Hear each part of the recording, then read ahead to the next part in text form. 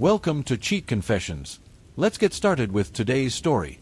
She said no for so long, quietly, routinely, without explanation or apology, that she stopped noticing the silence growing on my side of the bed. Until the night my silence became a sentence. And the sentence was, I'm done. My name is Nathan Cole. I'm 36 years old. And I want to tell you something before this story starts. I'm not a man who makes scenes. Never have been. I don't slam doors, I don't raise my voice, I don't perform my pain for an audience. What I do, what I've always done, is absorb. Quietly. Patiently. Longer than I should. For 8 months, the routine was the same. Rachel would come to bed, pull the blanket to her chin, and say those 2 words like she was setting a timer. Not tonight.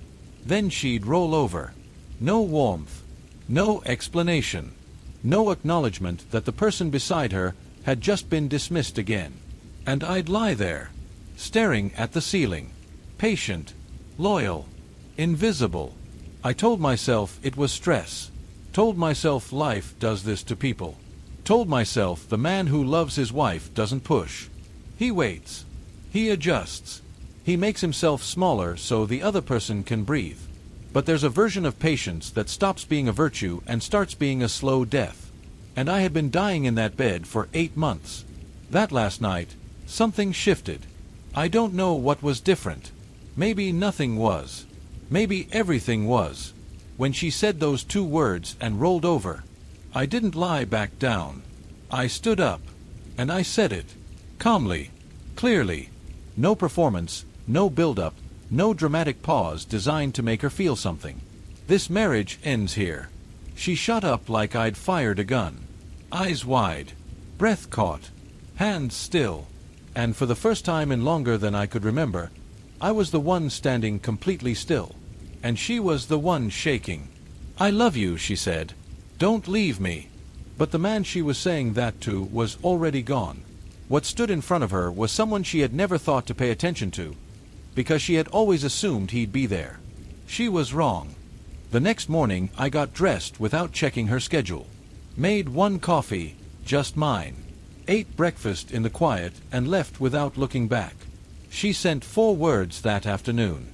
Can we talk tonight? I didn't reply. Not to punish her, but because the version of me that used to rehearse conversations on the drive home, measuring every word so I wouldn't push too hard or say too little, that version had quietly clocked out. Permanently. When I got home that evening she had staged the apartment. Candles. Wine. A dress I hadn't seen in years. The kind she used to wear when we were still a couple with a pulse. Hair done. Soft eyes. Everything arranged to say, let's pretend last night didn't happen. She touched my arm. Said she missed me. I looked at her, not with anger, not with hope, just clarity. The clean, terrible clarity of someone seeing something for exactly what it is. Not love. Strategy. Desperation wearing the costume of intimacy. I'm not doing this, I said. And I walked past her. Not fast. Not dramatically. Just past her. The way someone walks past a closed door they've already decided not to open again. She stood there completely disarmed. Because she had assumed proximity would fix it. That the right dress, the right lighting, the right version of herself presented at the right moment would dissolve whatever I was feeling. She had never once considered that what I was feeling was finished. I went to the guest room that night. No announcement. No argument. I picked up my pillow, grabbed a blanket, and closed the door. Clean. Simple. Final. She knocked an hour later. Asked if I needed anything. I said no thank you. Those 3 words, polite, distant, completely without need, hit her harder than any answer she'd expected. She had prepared for anger. For demands. For negotiation. She had not prepared for courtesy that carried no warmth inside it. The kind of politeness that says, you are no longer someone I am close enough to be honest with. She stood at the door for a moment longer. Then walked away. And I heard her footsteps slow at the end of the hall. And stop.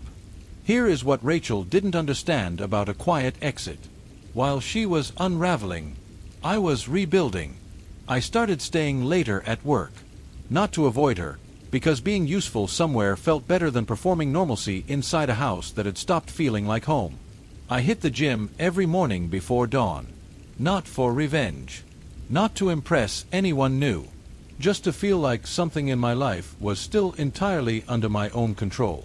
People noticed. Colleagues. My manager, who pulled me aside to say they were putting me on the lead project I'd wanted for 2 years. A project I had stopped believing I'd get because I'd been spending so much emotional energy managing a marriage that had stopped managing me back. I lost 12 pounds in 6 weeks. Not through misery. Through momentum. The barista at the coffee shop I'd been going to for 3 years finally learned my order. I don't know why that particular detail stays with me. But it does. Because it meant I had become someone present enough to be remembered. Someone who showed up consistently enough to matter. And I realized somewhere in the middle of that observation that I had spent the last year being invisible inside my own life. Not just to Rachel. To myself. One evening I walked in at 9:30 and found her on the couch in her robe. Wine untouched. TV on. Clearly waiting for something. For me to ask where she'd been, what she needed, whether she was okay. The usual script. I walked past. Said good night. Closed the guest room door. I heard her exhale from down the hall. Not relief. Deflation. The sound of someone realizing the thing they'd been certain of, that he'll come back around, that he always does, that his patience is bottomless, was no longer true. Because I had stopped responding to the version of me she had built in her head. The one who absorbed and waited and adjusted. That version had stepped down without issuing a press release. For the first time in this marriage, I was the one moving forward, and she was the one standing still, watching me go, and not knowing what to do with the space I was leaving behind. I rerouted my paycheck to a new account on a Tuesday morning. Canceled the credit card she never contributed to but used without hesitation. Turned off the shared subscriptions. Changed my passwords. Updated my contact information with my bank, my employer, my gym.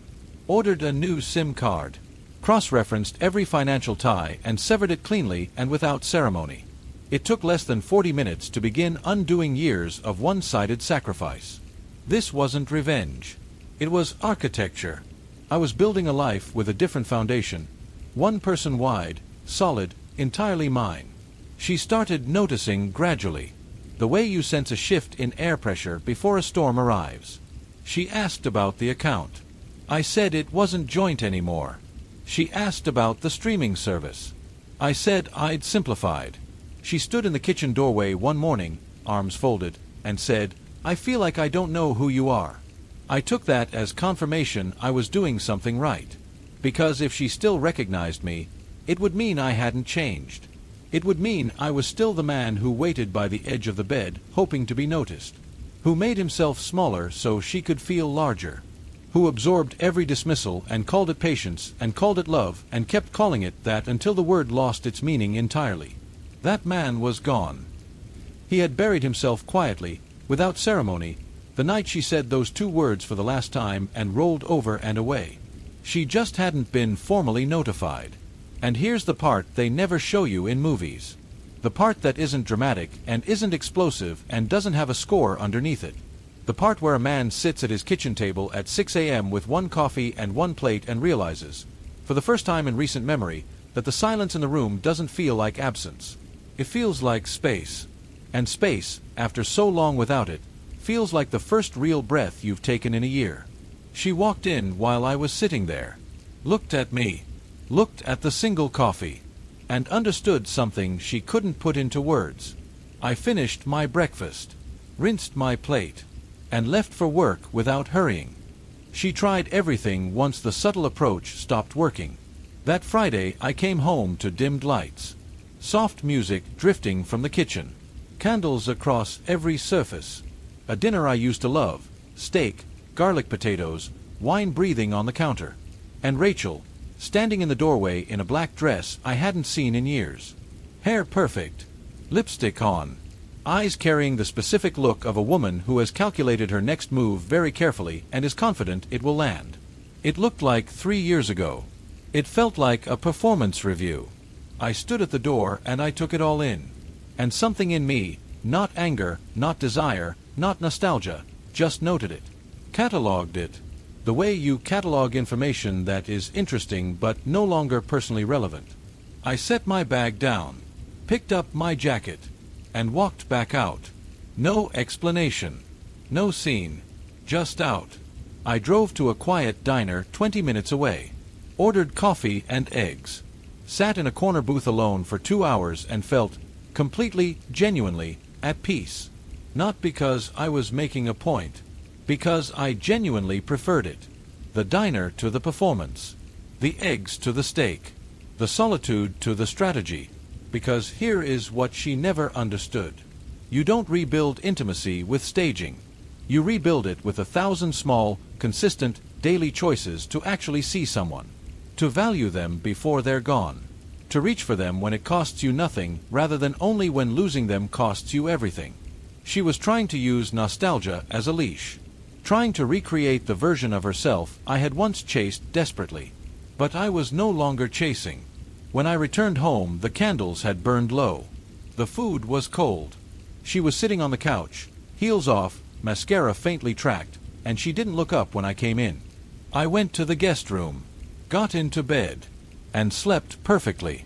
That was the night she understood this wasn't distance. This wasn't a phase or a mood or something to be staged out of. This was the end of something, and we both knew it. By the end of that month, I stopped circling and started moving. The day I packed, she was in the living room pretending to scroll her phone. I could feel her awareness of every sound from the bedroom. The zip of the bag. The slide of the drawer. The deliberate, unhurried rhythm of a man who has made a decision so completely there is no longer any urgency in it. She appeared in the doorway once. "Work trip?" she asked. I nodded. Didn't offer a destination. Didn't say when I'd be back. Because that answer would have implied I was coming back to this version of things. And I wasn't. I left without turning off the lights. Without leaving a note. Without giving her a thread to pull on. Just the sound of the front door closing behind me. Quiet, final, clean as a signature on a completed document. The hotel was nothing special. Small room, firm bed, bathroom that smelled like industrial soap. I set my bag down, sat on the edge of the mattress, and felt the particular stillness of a space that belongs to no one and therefore, for right now, belongs entirely to me. That first night, I slept the way a person sleeps when they have stopped apologizing for taking up space. Deep, uninterrupted, complete. She called the next morning, then texted, then, 3 hours later, an email. Measured, careful, constructed. I think we should start over. Therapy. A real reset. I'm willing to change. And I want to be honest with you. There was a time those words would have broken me open completely. A time when I would have been in the car before I'd finished reading. Driven back. Sat at that table. Convinced myself that willingness offered in panic was the same thing as change chosen in honesty. But this version of me had learned the difference. Panic-driven willingness is not growth. It is self-preservation wearing the face of accountability. And I had spent 8 months giving her the benefit of that particular doubt while she gave me nothing in return. I muted the thread. Had breakfast alone. And didn't check my phone once for the rest of the morning. Because there was no one left to hurry back to. And the freedom in that, quiet, clean, total, was something I hadn't felt in years. People ask me, why didn't you fight harder? Why didn't you confront her directly? Why didn't you lay everything out and force the real conversation before it reached this point? Here is what I know. I did. For months I asked what's wrong, what do you need, what can I do differently? I suggested therapy, twice. I came home early. I made dinners that went uneaten. I left space when she seemed overwhelmed and I closed the distance when she seemed lonely. I tried soft and I tried direct and I tried patient and I tried honest and I tried combinations of all of them depending on which version of her showed up that evening. Every single time, I was met with those 2 words or a close variation of them. Not tonight. Not now. Not in the mood. Not feeling it. There are only so many times a person can be told no before something inside them stops asking. And when it stops asking, it doesn't announce itself. There's no declaration, no ultimatum, no dramatic moment of decision. It just goes quiet. Slowly, completely, finally quiet. And that quiet is permanent. She thought the quiet was a phase. A mood she could outlast. Something she could perform her way out of when it became inconvenient enough to address. She didn't understand that by the time a man gets quiet in that particular way, he has already grieved.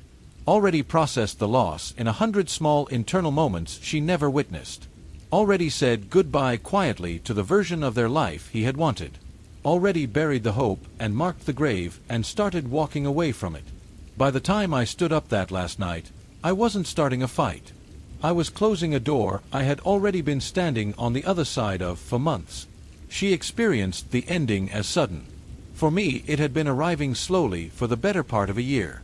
And I think that gap, between what she experienced and what I had already lived through quietly, is the thing she will take the longest to understand.